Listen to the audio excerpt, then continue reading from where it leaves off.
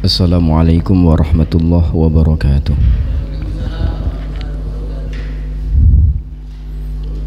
Bismillah, alhamdulillah, assalatu wassalamu ala rasulillah wa ala alihi wa ashabihi wa mawalah.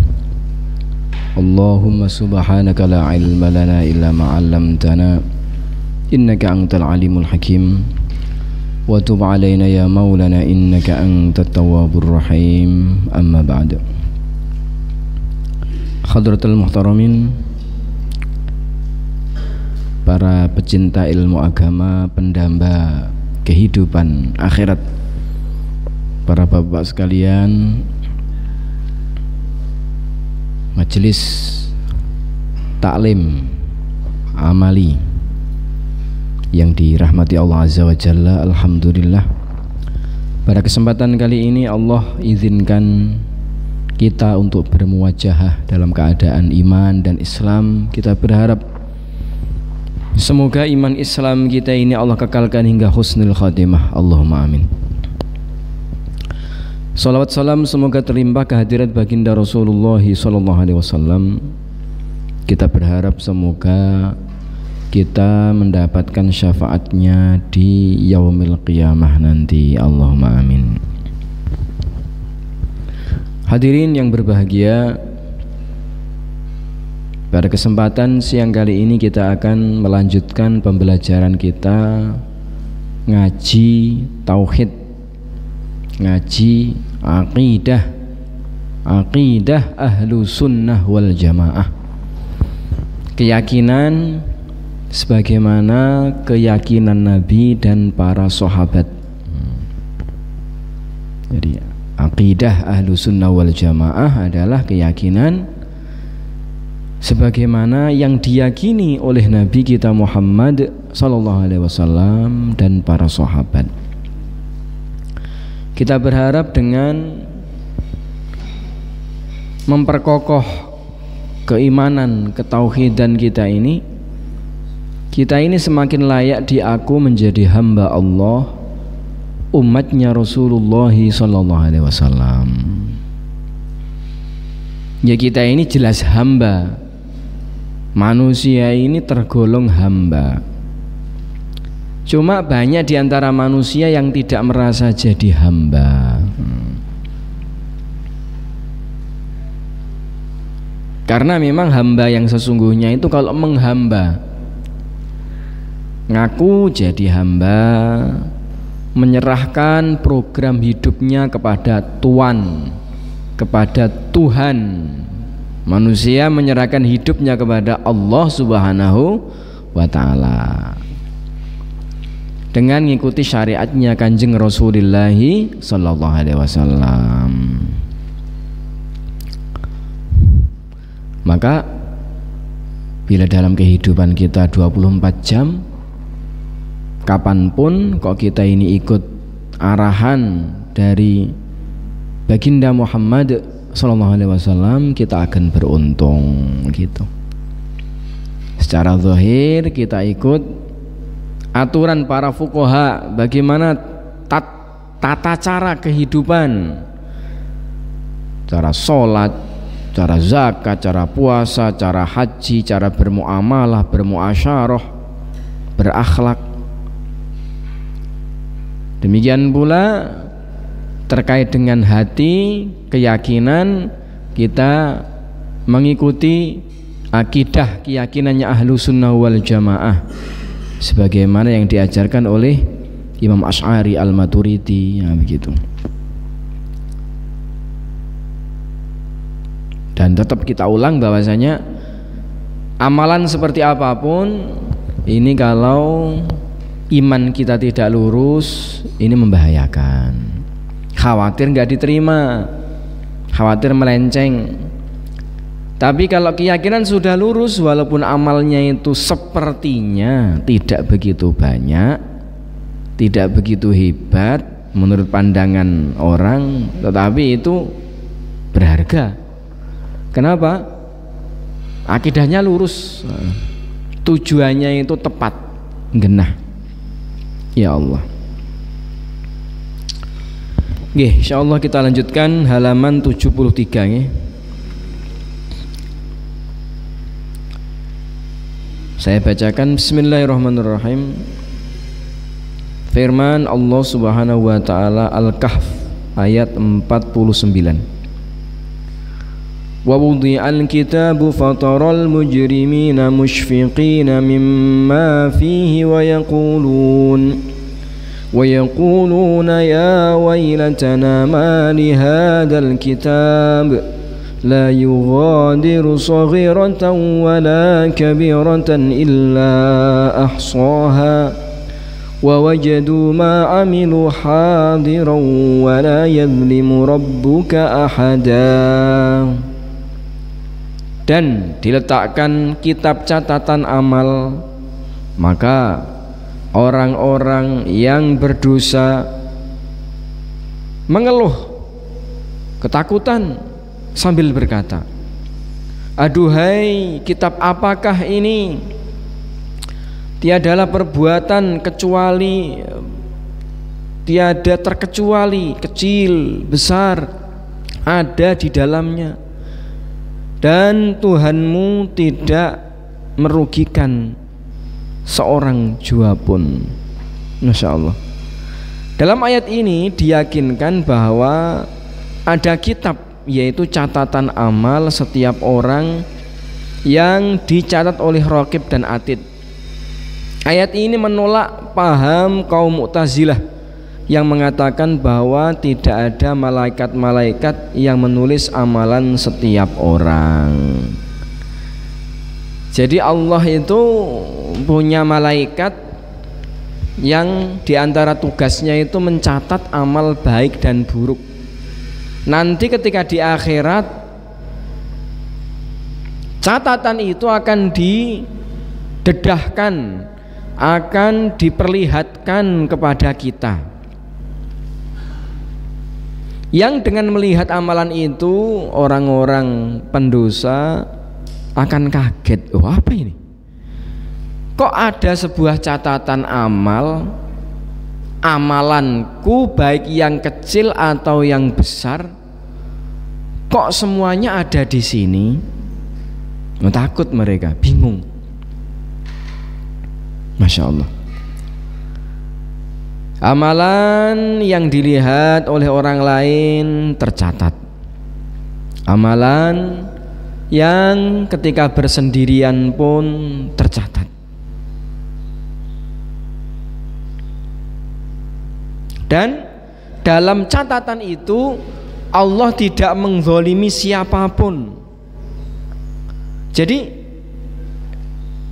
transparan, apa adanya.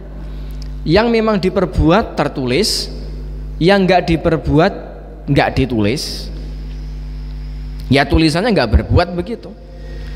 Oh, fulan tidur tertulis, fulan sholat tertulis, fulan enggak sholat tertulis. Lah pas enggak sholat ngapain?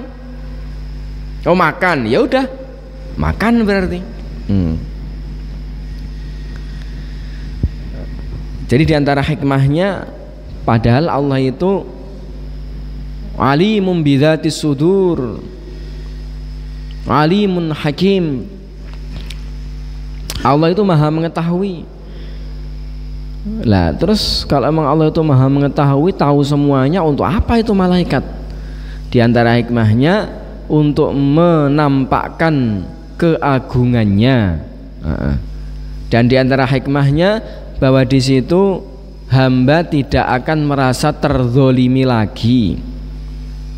Ya mungkin saja namanya hamba, ini kok datanya begini, Allah keliru mungkin lah. Tapi kalau semua didedahkan, manusia pun akan mengetahui bahwa Allah itu yang maha bijaksana, alimun hakim, maha mengetahui, maha bijaksana.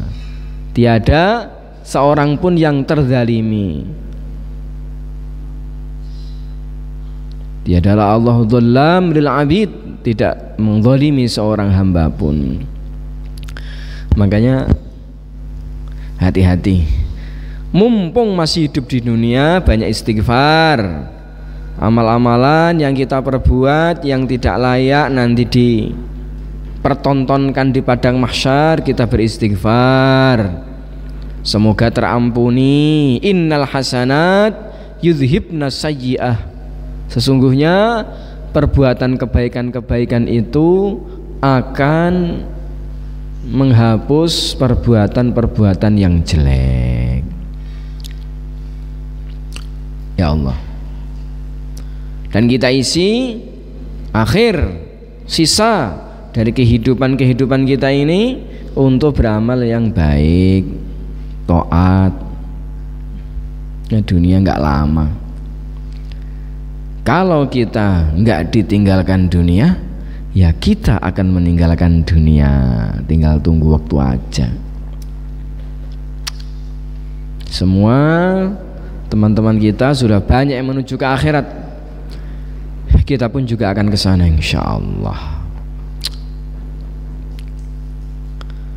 Wa basyiril ladzina amanu wa 'amilus shalihat anna lahum jannatin tajri min tahtihal anhar. Al-Baqarah 25. Dan berikan kabar gembira sekalian orang-orang yang beriman dan beramal soleh, bahwasanya disediakan bagi mereka surga yang di bawahnya dilalui beberapa sungai. Surga yang di dalamnya terdapat anak-anak sungai. Indah. Ayat ini menerangkan bahwa akan ada surga, tempat istirahat penghabisan bagi orang yang baik-baik dan beramal soleh. Dan di sana itu kita yang dihantar ke akhirat dikekalkan oleh Allah. Penghuni surga atau penghuni neraka, surga dan nerakanya itu dikekalkan. Masya Allah. Ini beda. Kekalnya surga neraka, kekalnya penghuni surga neraka tidak sama seperti kekalnya Allah Subhanahu wa ta'ala. Kalau surga neraka penghuninya itu kekalnya karena dikekalkan. Tapi kalau Allah itu kekalnya asli. Asli kekal. Tidak ada awalan, tidak ada akhiran. Kalau manusia itu ada awalan, ada akhiran. Lah adapun nanti diteruskan kehidupannya hingga kekal, nah itu terserah Allah Azza wa Jalla. Kalau ngomong aslinya ya habis kemudian dikekalkan gitu, dikekalkan jadi objek. Maka beruntunglah manusia yang serba lemah bersandar pada zat Allah Azza wa Jalla yang maha kuat, maha awal, maha akhir. Insyaallah. Wujuhun yawma idzin nadhirah ila rabbiha nadhirah. Muka pada hari ini gilang gemilang melihat kepada Tuhannya. Ayat ini menyatakan bahwa untuk sekalian orang yang beriman akan diberi nikmat yang besar dalam surga, yaitu melihat Tuhan Azza wa Jalla. Ayat ini menolak paham kaum Mu'tazilah yang menyatakan bahwa Tuhan tidak bisa dilihat dengan mata kepala. Jadi akidah Ahlus Sunnah wal Jamaah adalah kita meyakini nanti ahli surga akan dapat melihat Allah Azza wa Jalla dengan mata kepala. Bagaimana melihatnya? Tidak bisa diperumpamakan. Yang digunakan melihat apa? Mata kepala kita ini. Cuma nanti ketika di akhirat dikasih aplikasi mata katanya bisa melihat. Bagaimana caranya? Tidak bisa dijelaskan. Bila kaifin wala misal, tidak bisa dikaifahkan. Kaifiyahnya bagaimana? Caranya seperti apa?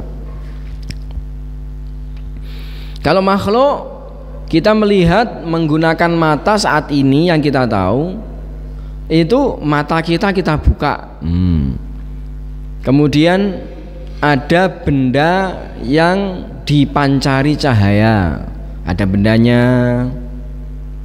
matanya sehat, jaraknya terjangkau, tidak terlalu dekat, tidak terlalu jauh, terus ada cahaya yang bisa menghubungkan penglihatan itu terlihat, dan di hadapan kita itu makhluk. Di belakang kita nggak ngelihat karena memang mata kita berada di depan.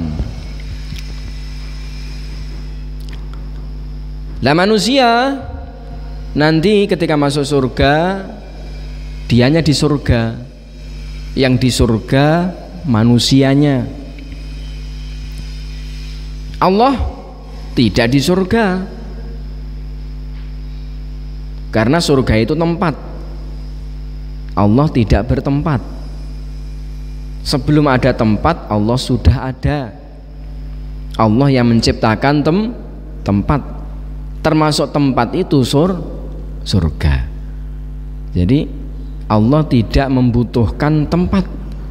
Kalau Allah butuh tempat, berarti Allah sama seperti makhluk yang lain.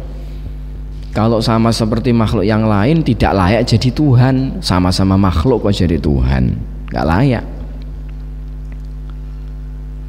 Lah kalau Allah nggak bertempat di surga, di mana Pak? Di luar surga? Tidak juga. Luar surga itu masih tempat, tempatnya di luar. Lah kalau begitu Allah di mana? Allah nggak bertempat. Dalam itu tempat, luar itu tempat. Allah tidak bertempat. Nah, terus bagaimana cara melihatnya? Ya nanti kita lihat bareng-bareng di sana. Allahumma amin.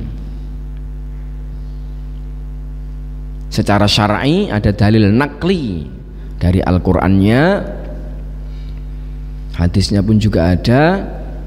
Secara akal, perkara yang wujud itu jaiz akli. Secara akal perkara yang wujud itu bisa untuk dilihat.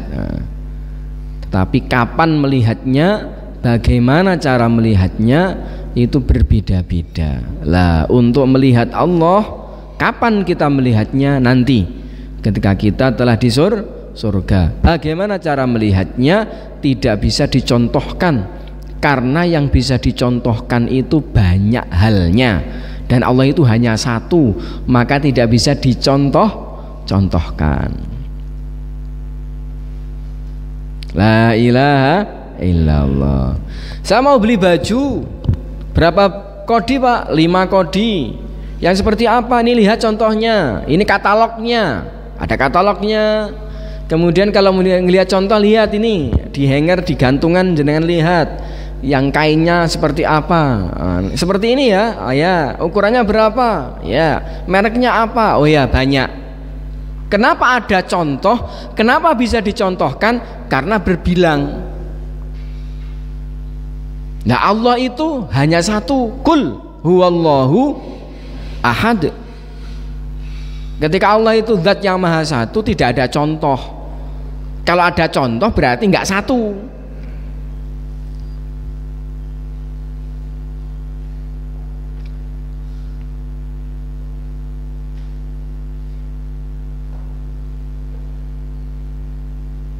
Ya Allah.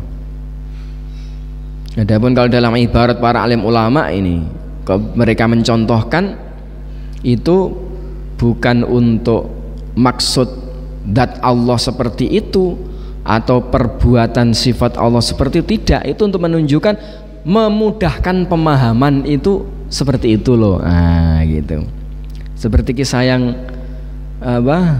masyhur para alim ulama ketika didik santrinya datang, dia tidak yakin mengenai keberadaan Allah, ditempeleng, pelang gitu. Karena dia mengatakan setiap perkara yang wujud kan pasti bisa dilihat, pasti nampak. Ini sampai saat ini tidak ada teman-teman saya pun yang tahu di mana Allah, bagaimana rupanya. Berarti karena nggak bisa ditampakkan di hadapan saya, Allah itu nggak ada, Pak Ustadz. Tempeleng pelang setelah pipinya memar biru gitu. Lah itu jawabannya katanya. Jawaban apa? Kamu tadi menanya Allah itu mana? Nggak wujud, nggak nampak. Sekarang saya tanya, tak tempeleng tadi sakit nggak pipi kamu? Sakit katanya. Mana saya pengen tahu, tunjukkan makhluk yang namanya sakit. Ini katanya. Itu biru itu hanya tanda sakit. Aduh, itu suara orang yang sakit. Nah sekarang munculkan makhluk yang namanya sakit itu apa? Mana? Ya pokoknya sakit ini sakit ini. Enggak, aku enggak percaya. Oh ini benar-benar sakit. Nah ya toh, kamu bisa merasakan adanya sakit, kamu bisa menunjukkan ciri-cirinya orang yang sakit, tetapi kamu tidak bisa menunjukkan makhluk yang namanya sakit. Ini memudahkan pemahaman.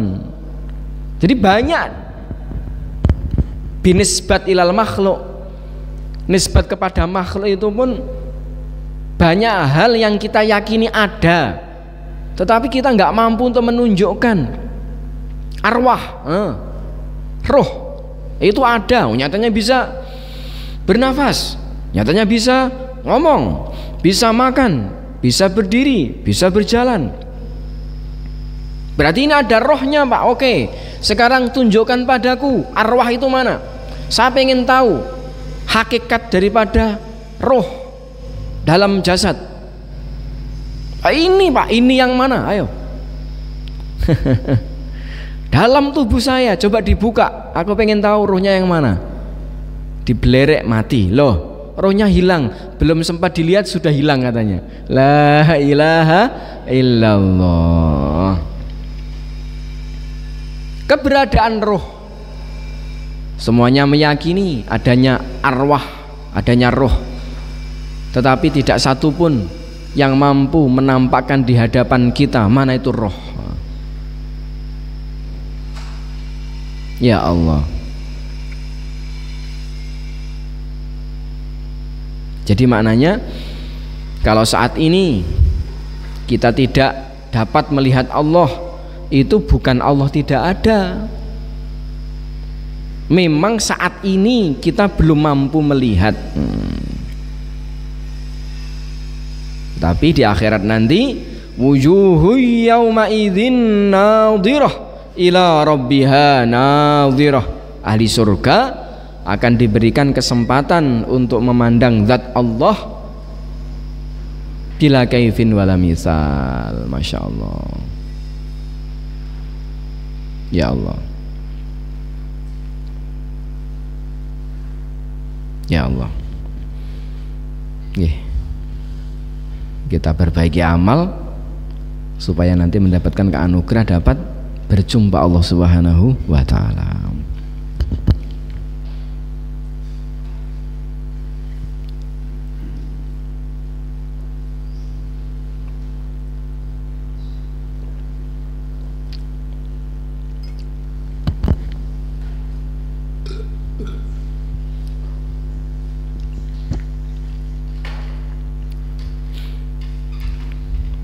Ya Allah.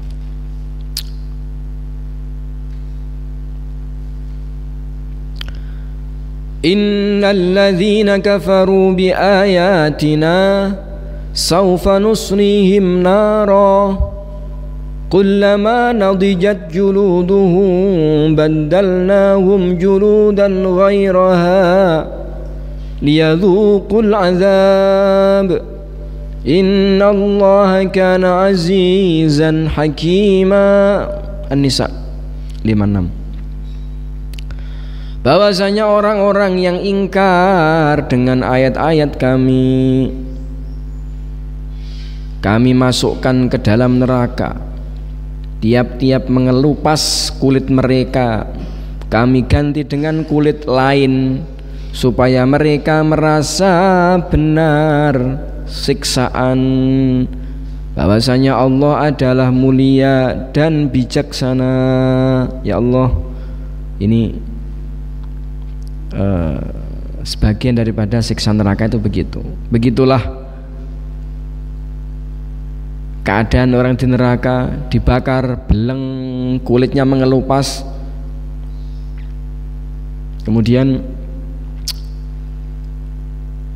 utuh lagi. Pas utuh kelupas lagi gitu. Berarti pas mengelupas sakit, ya.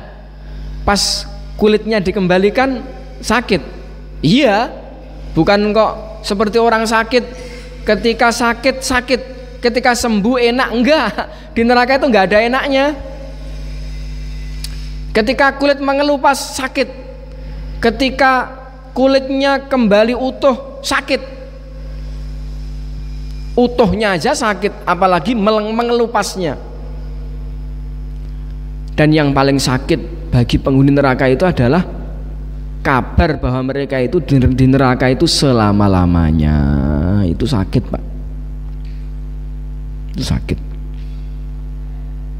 Sebagaimana ahli surga, kabar gembira bagi ahli surga itu adalah dapat kabar Allah ridho pada ahli surga, dan kamu di surga khalidina fiha abada, kamu di surga itu kekal selama-lamanya. Nah gitu Pak. Jadi kalau masih sakitnya di dunia ini ada batas akhirnya.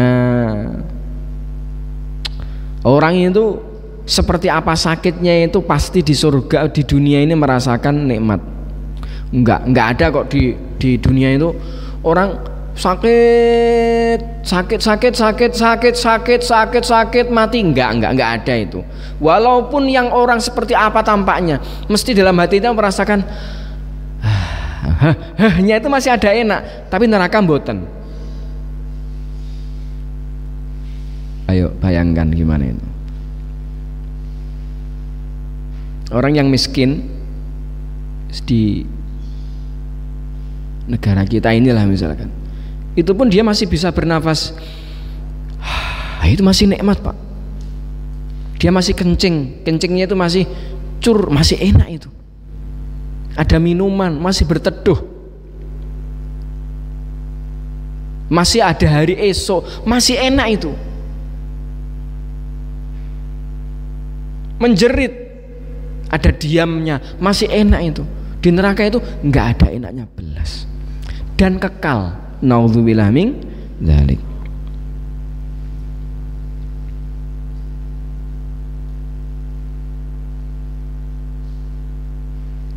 La khaira fi khairin ba'dahu nar wala syarra fi syarrin ba'dahul jannah.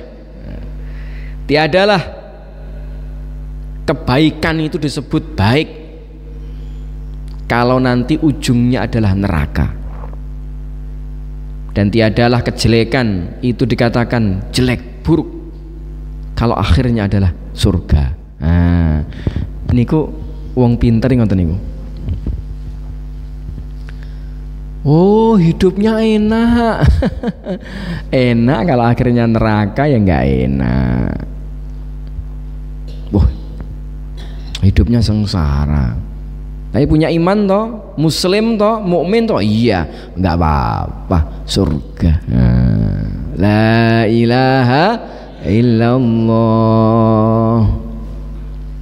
Berarti ukuran orang itu sukses atau tidak sukses itu ukurannya bukan bagaimana dunianya, tetapi bagaimana akhiratnya, begitu.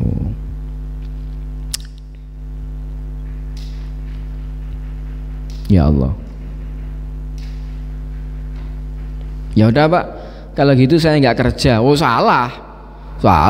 Tetaplah bekerja, tetapi yang halal, yang lurus. Bukan hanya halal, tapi kita cara yang halalan thayyiban, biar barokah. Wah, kalau gitu saya tak full ngibadah, nggak usah bergaul dengan manusia. Oh salah. Tetaplah bergaul dengan manusia dengan menjaga pergaulan. Berkumpul untuk mendapatkan kebaikan, berkumpul untuk menyebarkan kebaikan, begitu. Tempat-tempat yang dikira di situ kita akan rugi, nggak usah kita di situ. Tempat-tempat yang sekira kita akan beruntung di akhirat kita, mari kita datang ke situ. Makanya ngaji itu berat, nggih Pak. Yo, ngaji itu berat loh Pak. Ini saatnya seperti ini kita enak ngopi, ya toh, ngobrol sama keluarga. Wih, duduk di sini, dengarkan. Oh, pas dengarkan itu hatinya juga teriris-iris. Aduh, gitu. Tapi nikmat, enak. Kenapa? Pikiran kita menjadi terbuka. Oh, ternyata dunia ini tidak lama. 60 tahun, 70 tahun akan ada akhirnya. Terus ganti lagi. Ganti anak kita, ganti cucu kita untuk dites di dunia ini. Nih, sampai di sini ada yang tanya Pak sebelum berpindah ke bab takdir qada qadar?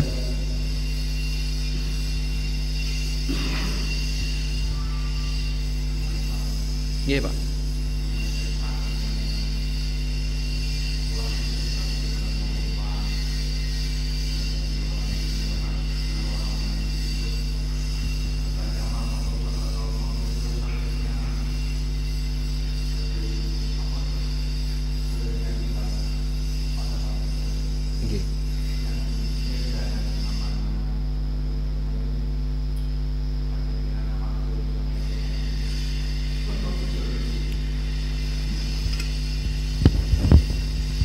Orang sakaratul maut itu sakit sekali, sampai diibaratkan seperti kambing itu yang dikelupas kulitnya dalam keadaan hidup, masih hidup dikelupas kayak tadi itu. Seperti disabet ratusan ribuan pedang. Sakit Pak. Orang berani, aku berani mati, itu karena belum tahu seperti apa sakitnya mati. Orang belum tahu resikonya setelah mati, akhirnya berani bunuh diri. Perasaannya kalau bunuh diri selesai masalah. Enggak, itu awal masalah. Perjalanan itu masih panjang kok.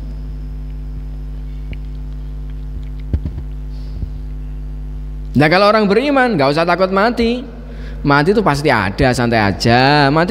Nah, yang penting persiapan untuk kematian. Makanya orang itu kalau dapat hidayah, kata Nabi dalam sebagian hadis, beliau menyatakan at-tajafi ang daril hurur wal inaba ila daril khulud wastidadul lil maut qabla nuzulil maut. Jadi orang itu kalau dalam hatinya sudah ada hidayah, itu tandanya 3 kata Nabi. Pertama at-tajafi ang daril hurur, hatinya itu sudah tidak kepencut dengan dunia lagi. Hatinya itu sepi dari cinta dunia. Bukan nggak punya dunia, bukan nggak megang dunia, hatinya tidak terpaut dengan dunia. Ya dunia hanya dijadikan sebagai alat menuju ke akhirat gitu aja. Saatnya makan, saatnya minum, berkendaraan, kalau punya, gitu. Bertempat tinggal, kalau punya, beristri, kalau laku, yes gitu aja. Ngadepi dunia itu isloyo sendunya ngoten niku Pak. Nah, di antara tandanya kalau dunia terlepas dari dia, hatinya itu aman-aman saja. Kayak tukang parkir. Napa? Tukang parkir. Tukang parkir itu ketika dia kedatangan mobil, motor, sepeda, monggo masuk silakan sebelah sana. Oh, silakan. Berderet tata rapi gitu. Enggak sombong. Tidak sombong, biasa saja. Mobilnya berbagai macam merek ada. Dari yang murah sampai yang termahal ada. Ya, treat masuk. Ya, bagus, sip, toyib, silakan, gitu. Menjelang sore, menjelang malam, mobilnya itu diambil. Oh, silakan keluar. Ya, los, treat ya, silakan. Ya, bagus, toyib, silakan. Wood hilang sampai bersih. Dia nggak merasa kayak kehilangan, ya enggak, wong dia hanya tukang parkir. Transit sementara, mobilnya pergi lagi, nggak masalah. Mobil datang dia juga nggak merasa bangga, mobil hilang juga nggak merasa tersiksa, biasa saja. Keren ya Pak, keren nih, tukang parkir itu hebat betul itu, kokoh mentalnya. Coba kalau kita hidup seperti itu, keren banget kita. Harta datang ya udah dikelola dengan baik, ditata rapi. Saatnya harus dikeluarkan dengan baik.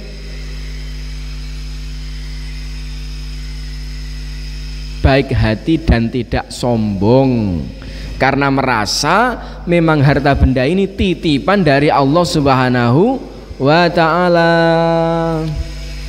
sehingga hatinya tidak sampai merasa mengaku. Orang yang sakit hati itu kan karena terlalu banyak mengakui dunia. Ini milikku, ini punyaku, ini prestasiku, ini adalah kehebatanku. Lah itu karena banyak pengakuan begitu. Ketika dunianya pergi, dia merasa ada yang hilang. Apa yang hilang? Pengakuan.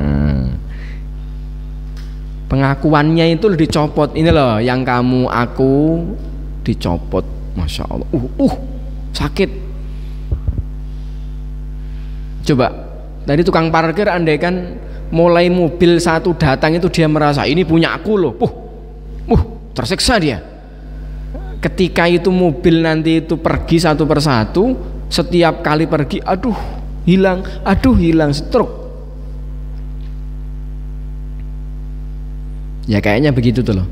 Orang yang dalam hatinya sudah ada hidayah, hatinya itu sudah kosong dari cinta pada dunianya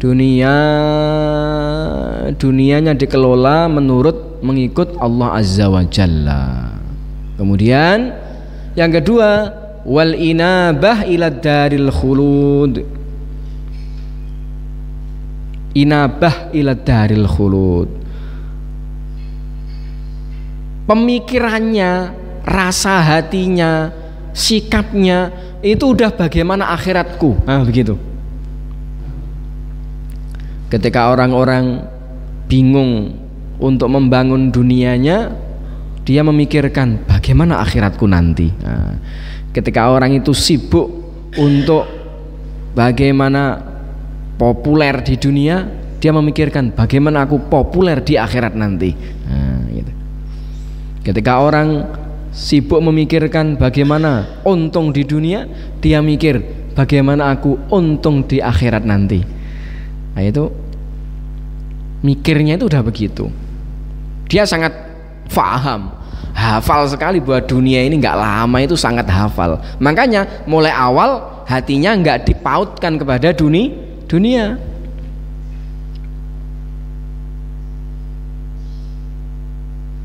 Masya Allah.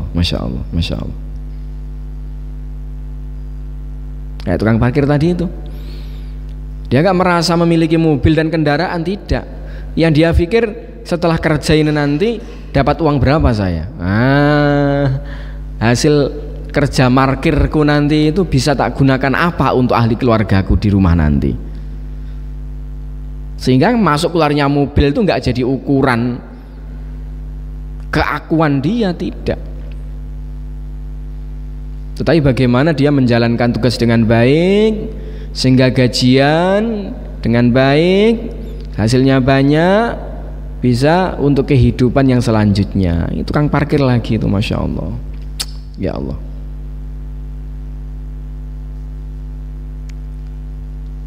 Wastidad yang ketiga, wastidadul lil maut qabla nuzulil maut, qabla nuzulih atau kama qala Rasul. Kemudian mempersiapkan kehidupan akhiratnya, amalannya ditata, apa-apa yang menguntungkan akhirat itu dia buat, apa-apa yang merugikan akhirat itu dia tinggalkan. Ada persiapan, ada persiapan, sehingga kalau orang itu ngerti tujuannya itu akhirat, dia akan tahu, oh maksud hidup saya itu akhirat. Dunia ini keperluan hidup. Ya namanya keperluan. Seperti kita dari sini mau ke Surabaya naik bis, kemudian di Terminal Jombang, di sana bisnya mandek sebentar karena ada sebuah urusan, maka sopir mengatakan ini bis akan berhenti selama 15 menit, silakan yang mau untuk menunaikan hajat urusannya, keperluannya boleh turun, untuk beli apa, untuk 1, 2 silahkan, diberi kesempatan 15 menit. Orang yang pinter ya pengen pipis, pengen ngengek, pengen buang hajat selesai kembali, udah begitu. Oh perutnya keroncongan, butuh nopo arem-arem ya, butuh makanan, monggo silahkan. Ngantuk butuh kopi, cari. Keperluannya apa, oleh-oleh cari, cepet, udah duduk manis, persiapan menuju ke Surabaya. Tujuannya Surabaya. Dia nggak terlena ketika dia singgah di stasiun Jombang, di terminal Jombang. Lah orang yang nggak pinter, dia turun dari Jombang, ngelihat loh, ini atapnya kurang bagus, ini didesain dulu, coba dipikirkan ini berapa kira-kira habisnya. Loh Pak, ini cuma seperempat jam, jenengan nggak lama ini singgahnya di situ. Dia ngelihat ke musola, loh gentengnya bocor, dia naik untuk apa? Memperbaiki genteng. Loh ini jam dindingnya rusak, coba diperbaiki jam dindingnya. Oh di situ dia pasang figura, di situ dia cari kipas angin. Loh Pak, ini nanti kalau bisnya berangkat sampean ketinggalan. Tujuan kamu itu bukan Jombang, tujuan kamu itu Surabaya.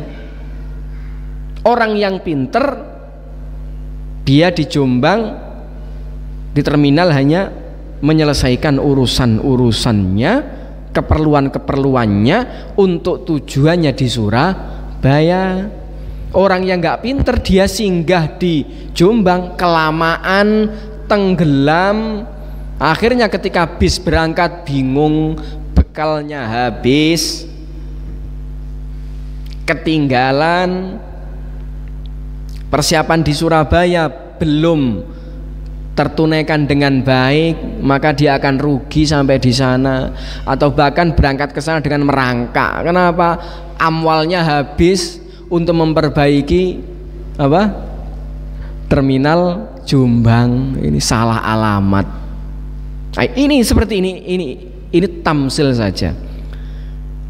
Ini perumpamaan bahwa tujuan kita itu akhirat. Orang yang pinter, kita singgah di dunia, ya apa yang akan menguntungkan kita di akhirat itu kita buat. Jangan tenggelam di dunia, jangan fokus pada dunia. Dunia ini nggak lama loh, nggak lama. Percaya atau tidak, percaya aja Pak. Kalau nggak percaya itu salah, harus percaya. Wong sudah banyak contohnya, teman kita ke akhirat, keluarga kita ke akhirat, masa kita nggak ke sana? Pasti ke sana. Jangan khawatir, pasti ke sana.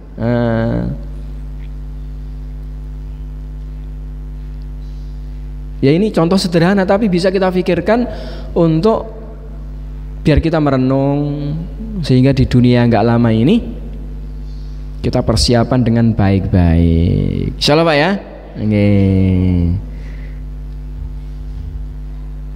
Insyaallah. Ada lagi Pak yang tanya? Silakan.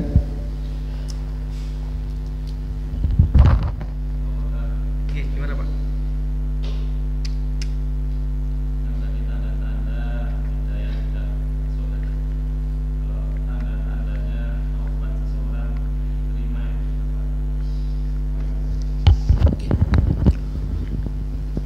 Tanda-tanda taubatnya seseorang itu diterima. Jadi yang pertama biar lengkap nih Pak. Jadi orang itu kalau merasa atau benar-benar melakukan sebuah kesalahan, maka yang pertama hatinya itu menyadari, menyesali bahwa perbuatan yang baru saja atau yang telah dilakukan itu salah. Sadar kalau perbuatan yang dilakukan itu salah, kemudian dia menyesali. Aku sadar yang kulakukan salah. Ya Allah, aku menyesal. Pertama.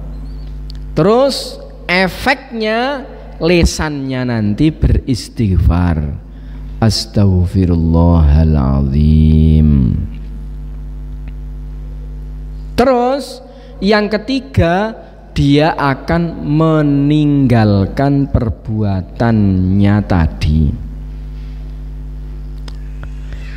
Terus yang keempat, dia akan berbalik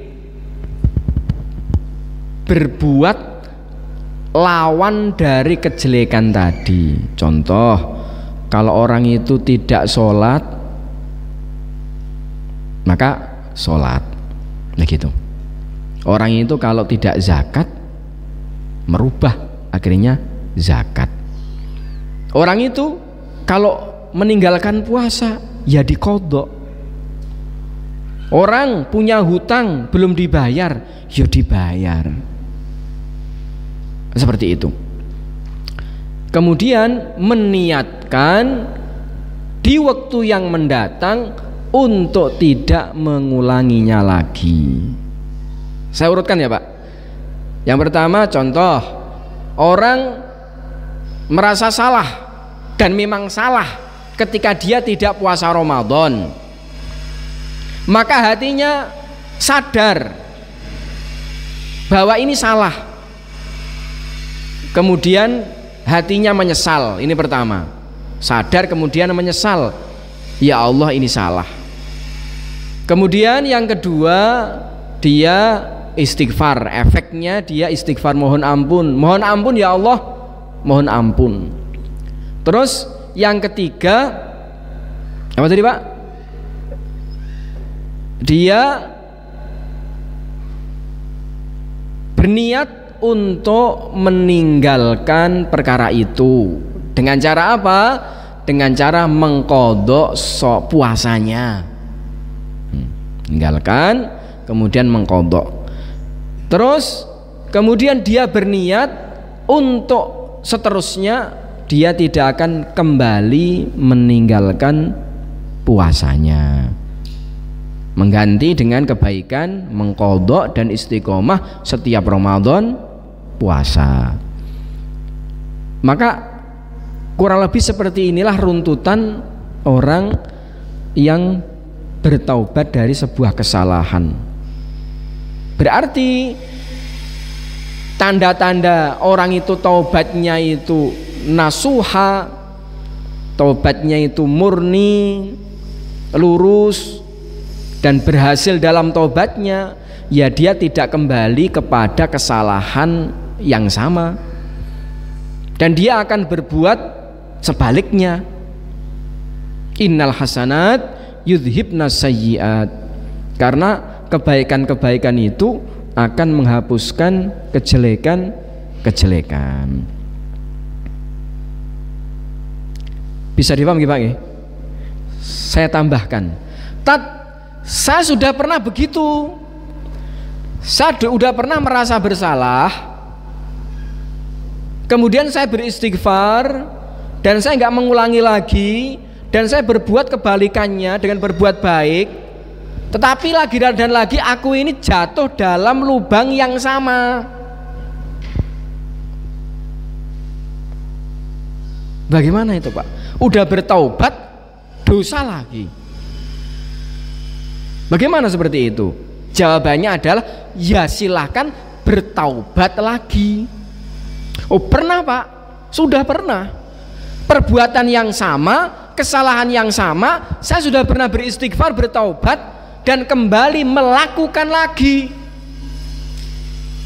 Ya antum taubat lagi. Sampai kapan? Sampai kamu waleh untuk berbuat maksiat. Sampai kamu jenuh, jemu, tidak mau, merasa bosan berbuat maksiat. Jangan bosan untuk taubat. Sampai kapan taubatnya? Sampai kamu merasa jemu berbuat maksiat. Kuat-kuatan aja Pak. Setan kan ganggu terkadangan. Ayolah, biasa aja, nggak usah sosok alim, nggak usah sosok soleh, nggak usah istighfar taubat. Nanti kan ada event kamu gitu lagi. Loh, jangan itu salah. Ramadan misalkan, oke, di rumah sama anak istri kita puasa. Karena satu hal kerja, akhirnya nggak puasa. Dan itu berulang, ya dikodok. Jangan tertipu, nggak usah dikodok, nanti kan Ramadan kamu juga gitu lagi. Loh, kamu yakin akan bisa hidup sampai Ramadan ke depan? Mungkin saja setelah tobat kita mati, surga tempat kita. Jadi penting, kalau kita salah, memang kita ini manusia kok. Memang manusia tempatnya khotok wa nisyan. Kalau kita salah itu memang kita ini manusia. Tapi ingat, Allah itu Ghafurur Rahim. Allah itu Maha Pengampun, Maha Kasih Sayang. Jangan sampai putus asa dari rahmat Allah. Wa rahmati wasi'at kulla syai'. Rahmat Allah itu meliputi segala sesuatu. Dosa kita itu berapa toh Pak? Maksiat kita ini seberapa toh? Kalau dibanding rahmat Allah itu, walah maksiat kita nggak ada apa-apanya. Jangan sombong. Jangan sombong. Gimana?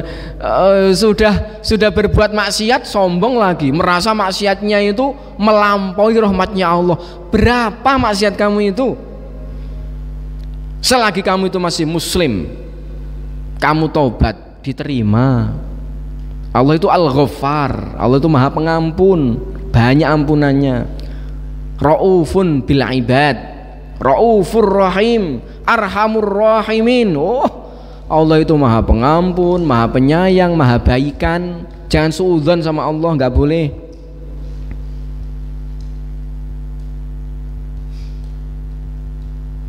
Jangan marah, nggak marah ini. Semangat bertaubat. Sebaik-baik orang itu kalau merasa punya salah sehingga mau beristighfar, mau bertaubat. Innallaha yuhibbut tawwabin wa yuhibbul mutatahhirin. Orang itu senang kalau hambanya taubat. Allah itu senang kalau hambanya mau bertaubat. Nah, seorang hamba itu terkadang kalau enggak dijalankan kepada kesalahan yang nampak gitu, itu enggak merasa salah.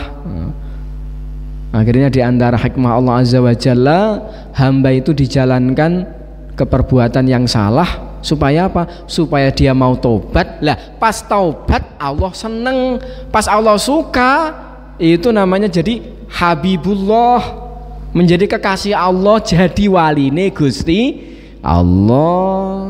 Begitu. Maka banyak para kisah para wali itu dulu preman tahu-tahu jadi wali, banyak. Itu wali-wali swasta, wali-wali swasta. Apa ada yang negeri, ada wali yang negeri itu yang ikut proses ya, belajar, ya ngaji, ngerti hukum, akhirnya ngamalkan, ulama lah, itu para wali-wali. Yang swasta itu bagaimana? Wis hatinya cedek karo Gusti Allah, wis senengannya amal, meninggalkan maksiat, ya wali juga, ya wali. Pokoknya mlebu surga. La ilaha illallah. Istighfar. Makanya Nabi pun ngajarkan pada umat, di antara amalannya tiap hari istighfar minimal 70 kali. Masya Allah. Nggih. Cukup, sudah banyak yang kita sampaikan. Semoga obrolan kita, ngaji kita siang kali ini barokah, sehingga seusai majelis ini Allah berikan kepada kita taufik dan hidayahnya sehingga mampu untuk meningkatkan iman dan amal kita. Allahumma amin. Akhirul kalam, wassalamualaikum warahmatullahi wabarakatuh. Bismillah.